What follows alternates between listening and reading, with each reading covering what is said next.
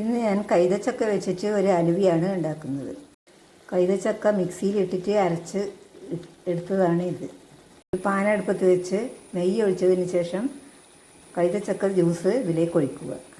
2 അണി വെല്ലം ഉരുക്കാൻ വയ്ക്കുക. 1/2 കപ്പ് മൈദ വെള്ളമൊഴിച്ചിട്ട് കലക്കുക. കലക്കിയ മൈദ ഇതിലേക്ക് ഒഴിക്കുക. വെല്ലം ഉരുകി വന്നിട്ടുണ്ട്. വെല്ലം കുറുക്കിയത് അരിച്ചിട്ട് ഇതിലേക്ക് ഒഴിക്കുക.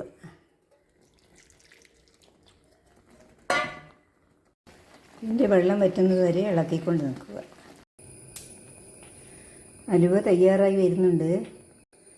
അലുവ തയ്യാറായി. ഇനി നമുക്ക് ഒരു പാത്രത്തിലേക്ക് മാറ്റാം.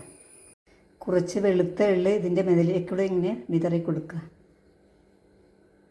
പൈനാപ്പിൾ അലുവ റെഡിയായി. കുട്ടികൾക്കൊക്കെ ഭയങ്കരമായിട്ട് ഇഷ്ടപ്പെടും. എല്ലാവരും സപ്പോർട്ട് ചെയ്യണേ.